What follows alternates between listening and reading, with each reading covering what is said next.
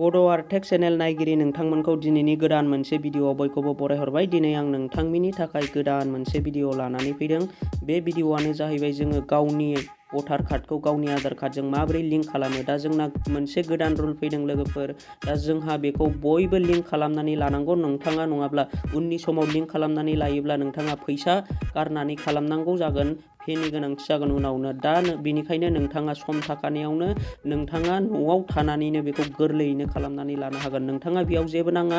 नोंथांनि आधार कार्ड लोगोसे नोंथांनि भटार कार्ड आरो नोंथांनि मबाइल नाम्बार नोंथाङा नोंथांनि मबाइलजोंनो गोरलैयैनो खालामनानै लानो हागोन। दा आंबो बेखौ खालामनानै लायाखै। आं दा नोंथांमोननि सिगाङाव लाइभ प्रुफ खालामनानै दिन्थिगोन लोगोफोर बेखौ माबोरै लिंक खालामो। दा आङो बेखौ खालामनानै लानो थाखाय आं दा आंनि प्ले स्टरखौ अपेन खालामबाय। लोगोसे नोंथाङा प्ले स्टराव मोनसे एप्लिकेसन डाउनलड लानांगोन। बे एप्लिकेसननि मुङानो जाहैबाय भटार हेल्पलाइन। नोंथांमोना दा आंनि बे स्क्रिनाव होनानै होनाय नुखादों। नोंथांमोना बेखौ प्ले स्टराव डाउनलड खालामनानै नोंथाङा बे एप्लिकेसननि गेजेरजोंनो गोरलैयैनो नोंथाङा नोंथांनि भटार कार्डजों नोंथांनि आधार कार्डजों गोरलैयैनो लिंक खालामनानै लानो हागोन।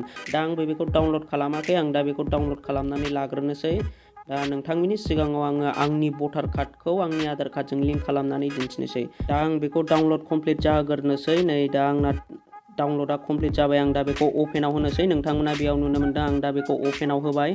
अपेनाव होनानै नोंथांमोननि गेजेराव नैबेबायदि अपसन नुजागोन। नै लोगोफोर नोंथांमोना बेयाव टिक मार्क होनानै आइ एग्रियाव टिक मार्क होनानै नोंथाङा नेक्स्ट होनांगोन। नै दा आं बेयाव टिक मार्क होनोसै आरो नेक्स्टआव क्लिक खालामनानै होनोसै। नोंथाङा बेयाव नोंथाङा मा लेंगुवेजाव सेलेक्ट खालामनो नोंथाङा बेखौ सेलेक्ट खालामबानो जाबाय। दा आं बेखौ इंलिसाव सेलेक्ट खालामनानै नोंथाङा नैबे आं टिर आइकन होनायाव क्लिक खालामनानै होनांगोन। नैबे एक्सप्लर आं टिर आइकन होनायाव दा आं बेयाव क्लिक खालामनानै होनोसै।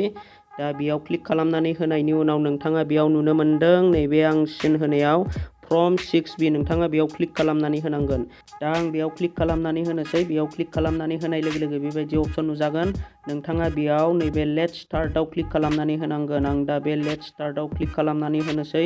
लेट्स स्टार्टआव क्लिक खालामखांनायनि उनाव नोंथांनाव नैबेबायदि प्लिज एन्टार इउर मबाइल नाम्बार नोंथाङा बेयाव मबाइल नाम्बार टाइप खालामनानै होनांगोन नोंथांनि मबाइल नाम्बारखौ। दा आं बेयाव आंनि मबाइल नाम्बारखौ होनानै होनोसै। मबाइल नाम्बार होखांनायनि उनाव नैबे सेन्ड अटिपि आव क्लिक खालामनानै होनांगोन। आं दा बेयाव मबाइल नाम्बारखौ फिलआप खालामखांनायनि उनाव नैबे सेन्ड अटिपि आव क्लिक खालामनानै आंनाव मोनसे अटिपि फैसिगोन लोगोफोर। दा आं बेखौ दसे वेट खालामनोसै नेथ'नोसै। नै आंनाव दा अटिपि फैबाय। दा आं बेखौ साबमिट खालामनोसै आंनि नैबाहाय। दा बे अटिपिखौ आङो नैबाहाय भेरिफाइ खालामनोसै। नैबे भेरिफाइआव आङो क्लिक खालामनानै होनोसै। दानिया नै लोगोफोर नोंथांमोनाव बेबायदि अपसन नुजागोन डु इउ अलरेडि हेभ भटार आइडि नाम्बार नोंथाङा बेखौ एसआव क्लिक खालामनानै होनांगोन। एसआव क्लिक खालामनानै नैबे नेक्स्टआव क्लिक खालामनांगोन। आइ हेभ भटार आइडि नाम्बार बेयाव क्लिक खालामनानै नोंथाङा नैबाहाय नोंथांनि भटार नाम्बारखौ साबमिट खालामनानै होनांगोन। आं दा बेयाव आंनि भटार नाम्बारखौ होनानै लानोसै।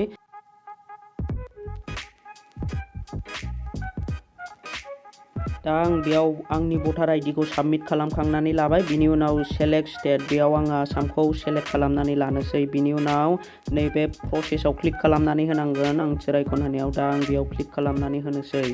नैबे प्रसेसआव क्लिक खालामनानै होनोसै आङो।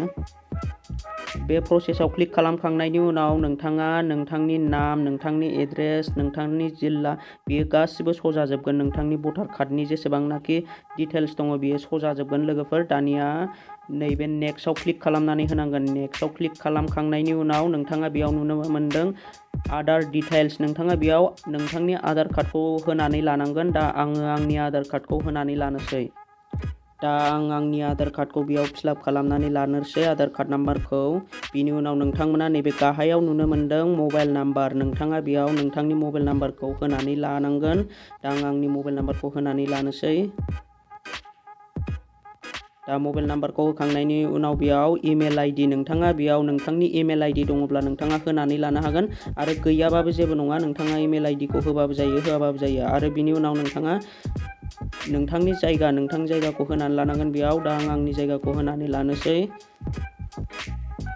दा आं बेयाव आंनि जायगाखौ होनानै लाखांनायनि उनाव नैबे दानाव क्लिक खालामनानै होनांगोन। नै दानाव क्लिक खालामनानै बेबायदि अपसन नुनो मोनगोन। दा नोंथाङा बेखौ बायसान्सनि स्क्रिनशट खालामनानै लादो। आंबो दा आंनिखौ नैबेखौ स्क्रिनशट खालामनानै लाबाय। दा आङो बेखौ कनफार्माव होनानै लानोसै। स्क्रिनशट खालामखांनायनि उनाव आङो बेखौ कनफार्माव क्लिक खालामनानै होनोसै। नै कनफार्माव क्लिक खालामनानै होनाय लोगो लोगो आंना आधार कार्डजों भटार कार्डजों लिंक जाबाय। नै लोगोफोर नोंथांमोना बेयाव नुनो मोन्दों thank you your application has been submitted, माने आंना साबमिट जानानै थाबाय लोगोफोर। दा आङो आंनि भटार कार्ड आरो आंनि आधार कार्डजोंखौ आङो न'आव थानानैनो लिंक खालामनानै लानो हाबाय लोगोफोर। नोंथांमोनाबो सोरबाफोर दासिमबो लिंक खालामनानै लायाखैब्ला बेबायदिनो खालामनानै लाबानो जाबाय। आं दिनैनि भिडिअखौ बेखिनियावनो दोनथ'नो सानबाय। दा नोंथांमोना आंनि बे भिडिअखौ नायनानै माबायदि मोनदों कमेन्ट खालामदो। लोगोसे नोंथाङा आंनि चेनेलाव दिनैसो गोदानै फैदोंब्ला अननानै चेनेलखौ साबस्क्राइबजों लोगोसे लाइक खालामनानै गालांदो, जाहाथे आं नोंथांमोननि थाखाय बेबायदिनो हेल्पफुल भिडिअजों लोगोसे गोदान भिडिअ लाबोबाय थानो हायो। दा भिडिअखौ जोबजासिम नायनायनि थाखाय थेंक इउ, बाय बाय।